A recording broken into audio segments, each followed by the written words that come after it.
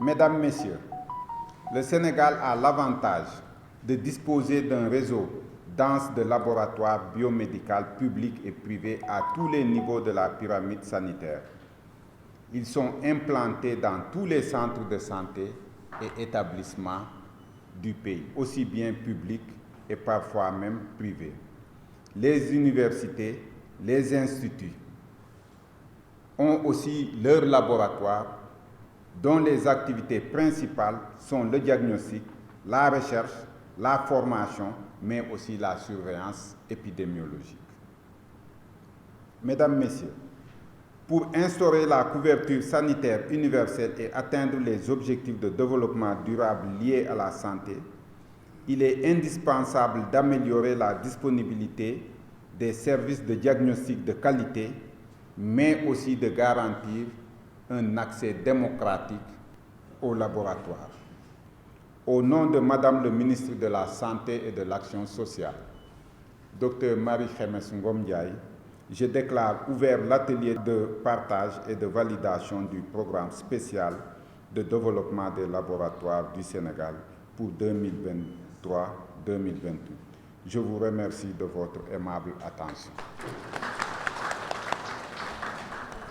Nous serons là avec vous aujourd'hui, tout au long de cette journée de validation, mais nous allons également accompagner, dans la mesure du possible, le ministère de la Santé pour la mise en œuvre de ce programme spécial.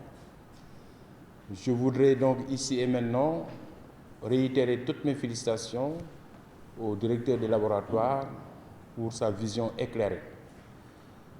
Nul doute que votre passage à la tête donc, de la direction des laboratoires sera marqué d'un trait de feu, puisque vous avez apporté une révolution en mettant en place ce document unique, jamais élaboré par ailleurs. Oui, cet atelier, c'est un atelier de partage et de validation du programme spécial de développement des laboratoires de biologie médicale du Sénégal 2024-2028. Nous avons élaboré ce programme puisque lors de la pandémie de la Covid, le Sénégal a eu beaucoup de difficultés à faire le diagnostic dans toutes les régions. Presque pendant 6 mois, l'essentiel du diagnostic se faisait à Dakar. Et nous avons voulu nous préparer pour que demain, s'il y a une nouvelle épidémie, nous ne le souhaitons pas, que nous soyons prêts vraiment par rapport au système de laboratoire, mais par rapport à tous les autres aspects de lutte contre les épidémies. Il faut dire qu'il y a eu beaucoup d'efforts qui ont été faits, surtout après la Covid. Il y a beaucoup d'équipements qui ont été achetés de laboratoires pour les hôpitaux, avec les projets REDICE, avec les projets ISMEA, dans le budget d'investissement.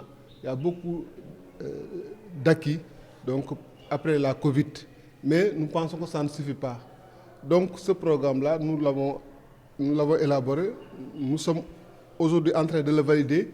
Et si nos autorités valident ce programme-là, nous pensons que la mise en œuvre va commencer en 2024. Donc en 2024, mais c'est sur 5 ans. Donc 2024 jusqu'à 2028. En tout cas, c'est de manière progressive que cela va se faire. Le Sénégal a plus que les moyens pour réaliser ce programme. Ce programme est chiffré presque à 29 milliards, voire 30 milliards de francs CFA. Donc dans le budget du Sénégal, donc je pense que ce n'est pas forcément très compliqué peut-être de trouver 29 milliards ou 30 milliards pour booster le système de laboratoire, avoir un système performant. Je pense que le Sénégal peut très bien le faire. Maintenant, nous avons des autorités. Si c'est validé, nous pensons que ce ne sera pas un problème de budget qui devrait se poser. Oui, bon, c'est un problème, mais vous voyez que dans le programme, on a également parlé de bourse. Nous voulons augmenter la masse critique de biologistes. Si on augmente la masse critique, je pense que l'État ici a fait beaucoup d'efforts par rapport donc, à la rémunération de ses agents. Je pense que tout ça, ça va aider vraiment à renforcer le système de laboratoire. Et ces biologistes-là, donc il y en a aussi qui vont s'installer dans le privé, mais tout ça, ça va concourir aussi à renforcer le système de santé pour que ces deux systèmes également, public et privé, soient complémentaires. Parlant du privé, professeur, on constate qu'il y a une floraison de cabinets médicaux. Qu'est-ce qui est en train d'être fait au niveau des régulations? Les cabinets privés. médicaux, ce n'est pas vraiment la direction des labos qui régule les cabinets médicaux, mais nous régulons les laboratoires. Ce qu'on souhaite, c'est que dans ces cabinets médicaux, il y a des cabinets médicaux qui font du laboratoire. Et ça, ce n'est pas vraiment autorisé. Et nous travaillons pour que, également avec ce programme-là, pour que ça cesse. Parce que si vous avez des laboratoires qui ne sont pas autorisés, les résultats que vous donnez ne sont pas forcément fiables. Et ça, c'est quelque chose de relativement dangereux pour la population du Sénégal. Vaut mieux ne pas donner un résultat que de donner un résultat erroné, parce que le médecin il se base sur votre résultat pour faire son traitement. Si vous dites que quelqu'un a la Covid alors qu'il n'a pas la Covid, vous voyez ce que ça pose problème. Si vous dites que quelqu'un n'est pas drépanocytaire alors qu'il est drépanocytaire, vous voyez ce que ça pose comme problème. Donc il est important à ce niveau-là, qu'au niveau de ces cabinets également, que les gens se conforment à la réglementation, fassent ce qu'on appelle de la biologie délocalisée. Ils peuvent faire des prélèvements, ils peuvent même faire de la biologie, mais sous la responsabilité d'un laboratoire de biologie médicale agréé qui va valider les résultats. Ça aussi, j'en appelle à la population de faire attention, parce que nous, les laboratoires qui sont agréés sont sur Internet, ils ont des numéros d'agrément, ils sont inspectés régulièrement, et c'est là où on peut garantir la fiabilité des résultats des analyses. Si on les fait ailleurs, nous ne pouvons pas garantir la fiabilité de ces résultats.